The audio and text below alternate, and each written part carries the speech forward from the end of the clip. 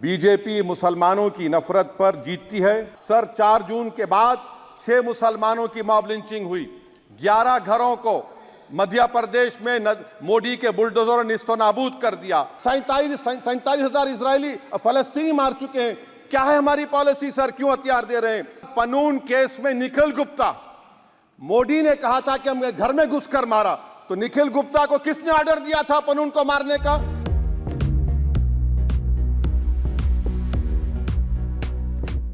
मोहतरम चेयरमैन साहब, मैं आज इन लोगों की तरफ से बोल रहा हूं जो दिखते तो हैं, जिनके बारे में बात तो होती है मगर उनकी कोई नहीं सुनता। मैं उनके बारे में बोल रहा हूं जिनके बारे में वज़ीर आज़म मोदी ने कहा था कि घुसपैठी है। मैं उन बेटियों और माओं के बारे में कह रहा हूं जिनके बारे में मोदी ने कहा कि ज़्यादा बच्चे पैदा करते। मैं उन मासूम नौजवानों के बारे में कह रहा हूं जिनको मॉब लिंचिंग के ज़रिए मारा जा रहा है। मैं उन बेज़ुबान माँ और बाप के बारे में बोल रहा हूं जिनकी औलाद आज इस हुकूमत के गलत कानून के चक्कर में जेलों में सड़ रहे हैं। सर, मैं दस्तूर जब इस ऐवान में बन रहा था, संविधान बन रहा था, तो उस वक्त अलहदा वोटर लिस्ट और इंतखाबी रिजर्वेशन की बात आई, तो उस वक्त के हमारे फाउंडिंग फादर्स ने, हमारे बुजुर्गों ने, दोनों समुदाय के हिंदू और मुसलमानों ने फैसला किया कि हम इस पर राज़ी नहीं होंगे। बल्कि उन्होंने क्या कहा था हमारे फाउंडिंग फादर्स ने? उन्होंने मुखालिफत की थी अलहदा वोटर लिस्ट की और इंतखाबी रिजर्वेशन की। उन्होंने कहा था, I quote sir, it is the duty of majority community to ensure that minorities are elected in the representative numbers.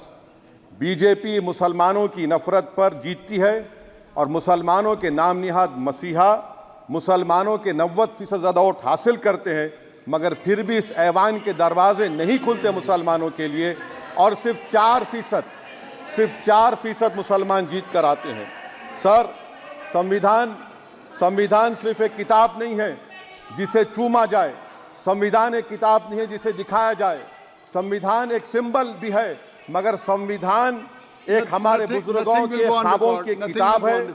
हमारे जमहूरियत को हमारे बुजुर्गों ने इस तरह समझा, हमारे फाउंडिंग फादर्स ने इस तरह जमहूरियत को समझा कि इसमें हर समुदाय और मजहब और समाज के मानने वाले लोगों की राय को शामिल किया जाएगा इस मुल्क को चलाने के लिए, मगर इस ऐवान में सिर्फ 4% मुसलमान जीत कर आते हैं। मैं संविधान से जो मोहब्बत के दावे करते हैं उनसे कहूँगा कि कभी उठाकर पढ़ो कॉन्स्टिट्यूएंट असेंबली डिबेट्स में कि नेहरू ने, HC मुखर्जी ने, सरदार हुकुम सिंह ने माइनॉरिटीज़ के बारे में क्या कहा था।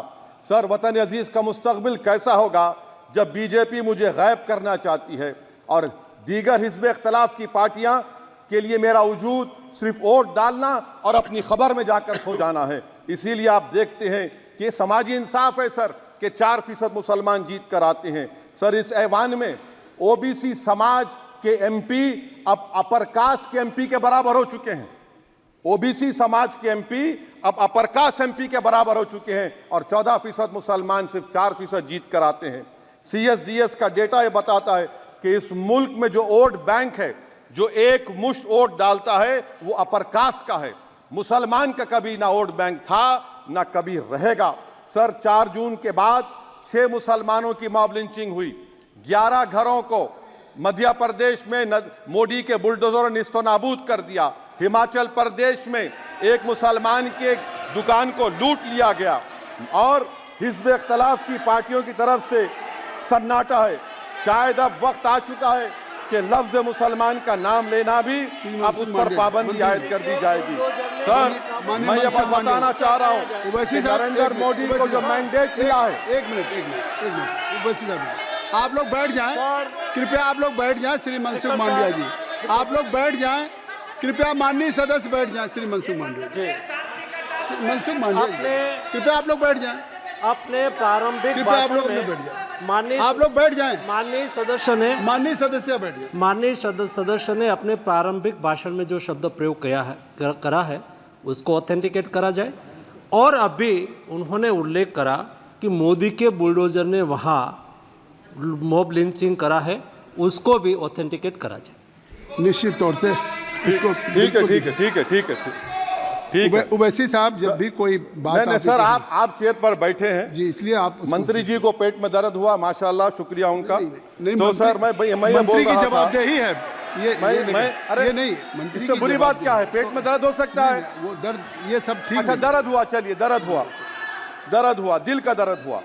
तो सर, जो नरेंद्र मोदी को मैंडेट मिला है वो सिर्फ और सिर्फ मुसलमानों की नफरत पर हिंदुत्व की वजह से मिला है।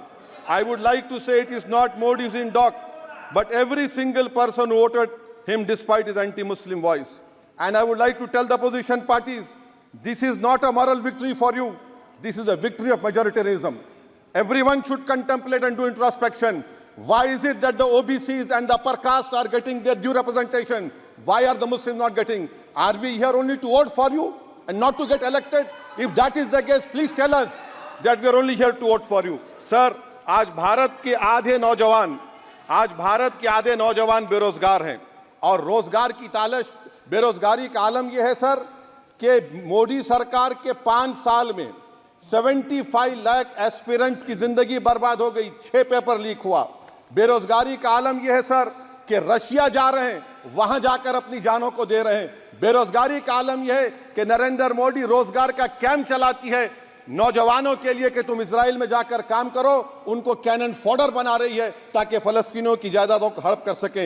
ये भी कंक्लूड कर। अरे सर मेरा टाइम है। कहाँ टाइम है सर? आप ये टाइम ले लिए मेरा। सर मैं 2 मिनट दीजिए।